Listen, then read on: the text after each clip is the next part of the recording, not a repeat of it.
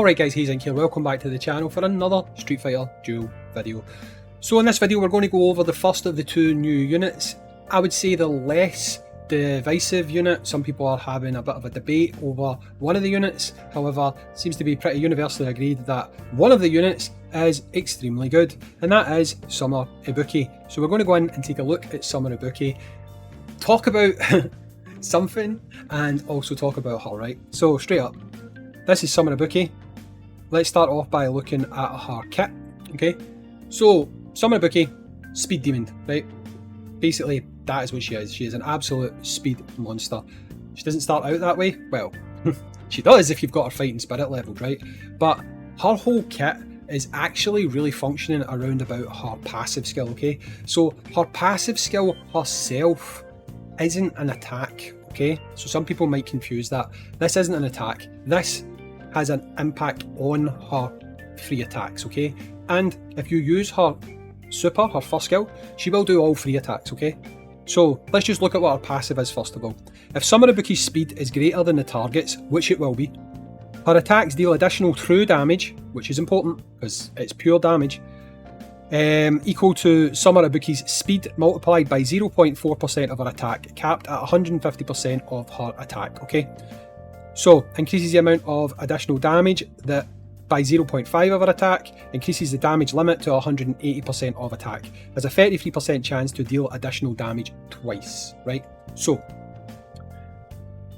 she doesn't have like the highest attack in the world, right? So she's got, there it's there, like this is her with loads of stuff, but this is only at 240, right? So at 240 she's got 86k, right? So say 86k. And if we look at 150% of that, or 180% of that, it's like, what, 150k or something like that? Yeah, something like that, around about that amount. So, but you need to look at what it says. If Summer Ibuki's speed is greater than the target's, her attack deals additional true damage equal to Summer Ibuki's speed, multiplied by this. So this is on top of what her skills are going to do initially, right? And she can do it twice. So let's look at her skills. First one, super combos can be unleashed once the super combo gauge is full. Toss a swim ring to deal damage equal to 180% of attack to all enemy targets. Each target hit increases the speed by 20 for 10 seconds, stacks up to 5 times. The fact her speed is so high is going to make her a problem, right? Each target hit increases speed by 30 for 10 seconds, stacks up to 5 times. Each target hit increases trigger skill damage by 10% for 10 seconds, stacks up to 5 times. So she is boosting her own trigger skill damage, right? Because usually it says increases targets trigger skill damage, but it just says increases trigger skill damage. So to me that implies it's talking about her own trigger skill damage, okay? Just to be clear. Could be wrong, we'll find out through testing, right? But based on the wording of previous ones, it doesn't really have anything there to indicate it would go to anyone else other than herself, right? So here's the first trigger skill, and this is going to be boosted, right? When any allied fighter unleashes combo 1, toss a swim ring to deal damage equal to 96% of attack to all enemy targets. 96%, I know what you're thinking, low numbers, but remember, on top of that she's getting the true damage boost as well, right? Then throw a kunai that deals damage equal to 35% of attack to all enemy targets. The explosion reduces target speed by 20%, so not only is she getting faster, she's making them slower. Increases the swim ring's damage to 110% of attack, so more damage. This next one's better.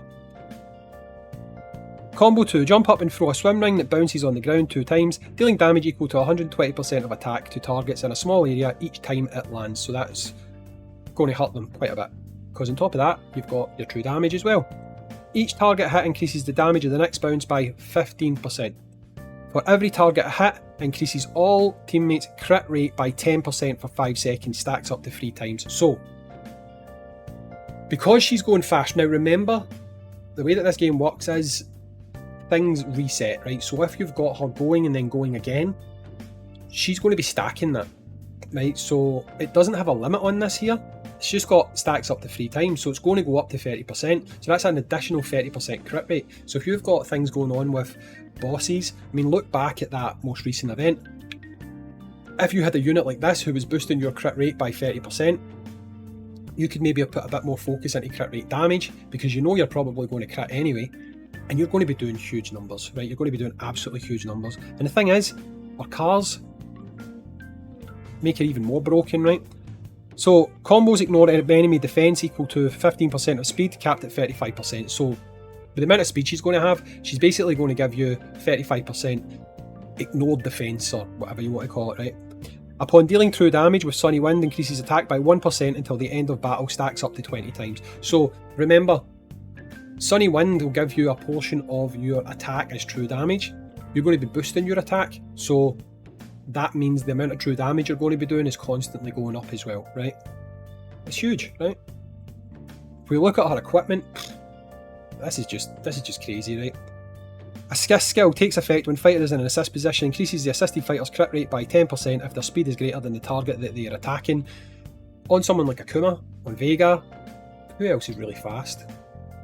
We'll stick with Akuma and Vega, right? Because off the top of my head, they're the two fastest units. Put it on them, they're going to be getting this, it's going to be good for them. Would I use her for that? Probably not. Unlocked at level 10, 3 seconds after the fight begins, she gains 90 speed, but she loses 3 speed per second.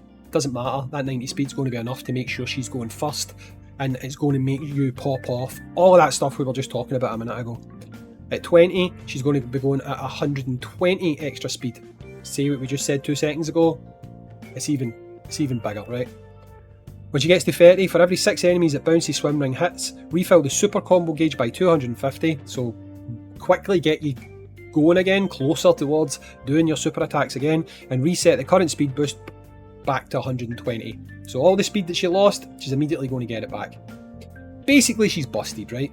She's pretty damn busted. I'll just let this loop just now, with her starting out, right? So we'll go bang, bang, oops, meant to do that. So we'll let her go, right? Anyway, she's pretty busted, right? And depending on your viewpoint on this, it's either a good thing or a bad thing, right? Allow me to explain what I mean by that. Now, when it comes to how the developers see this game, right? The developers basically want you to summon, right? You know this. Obviously they do, right? There's a couple of things that they can do. They can make summoning more appealing by bringing out things like pity, bringing out things like easier ways to get units, bringing out things like legendary units to make you just purchase them, you know? Because imagine this unit was legendary, so many people would just purchase her, right? Normal factional units, people might argue she should have been a wind unit. I would say that if she was a wind unit, she would not be this broken. They have purposely broken her to make her more appealing to summon. So they are choosing a specific path, and that path is power creep. They are choosing to, instead of tweaking the systems to make things more rewarding, they are making the carrot of a really broken unit more enticing for you to go for. Okay, so what I would genuinely say is, as much as I think that Ibuki is totally worth it, right? I would totally say that Ibuki is worth it. No qualms about saying that whatsoever, right? She's worth it, hands down. What I would say, however, is they're probably going to follow this up by another broken unit. That's what's going to happen. They're going to bring out another broken unit after Ibuki. So while I'm saying that Ibuki is definitely worth it, I've got a funny feeling that's going to become a little bit repetitive. You're going to hear that a lot. You're probably going to hear that the next unit is pretty damn broken. I would expect Goken to be pretty damn broken. When Balrog comes out, it would not shock me if they break Balrog just to get people to either buy divination tokens or dump the divination tokens that they have. I hope that they do not continue to do this in place of making the systems within the game better, because to me, that doesn't even put a band-aid on the problem. It just encourages some people who have no self-control to continue to spend, but the general player base isn't going to get anywhere because they can't really get these units.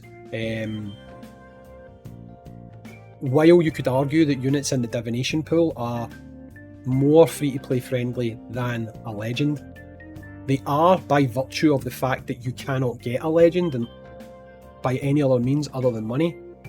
What I would say is the more broken units that get added to the Master or Inferno pool, as a free-to-play a dolphin, or even a low-level whale, there is only so much accessibility when it comes to how many diamonds you can get by playing the game, how many divination tokens you can get by playing the game. And when you have so many units to go for, you can't get them. So, to be completely honest, if the unit was available for like a $29.99 purchase, although free-to-play players might think, well, that's bad for free-to-play, the actual reality is, as a free-to-play player, you're not going to get the unit to a usable level anyway, right? Because I was able to pull a copy of Ibuki, one copy, and I thought I would give her a try to see, is she one of these units that you can use at a low level? And so far, I've not tried it in all the content, but so far, no. You need investment in her, especially because her damage is going to come scaled off of her attack, and her attack's pretty damn low unless you've got additional stuff in her, right? So you're going to want this unit up to a decent level. That's going to take a lot of investment. I don't see where that's coming from as a free-to-play player, so she would have been better as a factional unit, but then she wouldn't be this good. She wouldn't have had the trigger skills, and they probably wouldn't have made her as busted. And she would definitely have been better as a legend, but then again, people will argue with me about that, saying, well, legends are for whales, and only that's not actually true. You would actually find if you polled most of the community, low level spenders, like really low level bottom tier, this is exactly what they would want, like a legendary character that can give investment and stuff. I know that free-to-play players might not like the sound of that, but sometimes we have to think of the wider player base. Not everything can be catered to the free-to-play. I mean, unfortunately, this game doesn't really cater anything to the free-to-play, so what can I say about that? But I feel like it's a shame that this unit never stayed a legend, because it would have been one that, if the developers were looking to kind of fund the game, have more people spend, if the legend is worth it, I think a lot of people would pull the trigger on it, and I feel like this is one of the units that they would have done that with. Instead, they dialed it up to 11, they've put her into a pool that's very difficult to pull in, and as much as I'd love to say to you guys, if you've got divination tokens, go and blow them all now, because this unit is amazing. I know that in 2 weeks, 4 weeks, whatever, the next unit they put into that divination pool, it's going to be broken, it's going to be top level.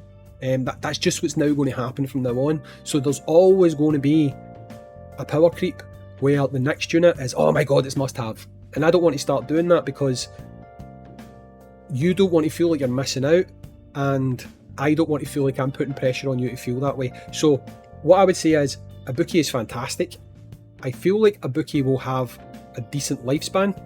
However, if they continue to just basically balls to the wall, crack units to try and get people to summon, then who knows how long she will be a top tier unit, because the next unit that comes out could be vastly better, and then 2 weeks later, vastly better again. So it's up to you guys if you want to summon. I'd say if you were going to summon, based on right now, she's 100% worth it. 100% worth it.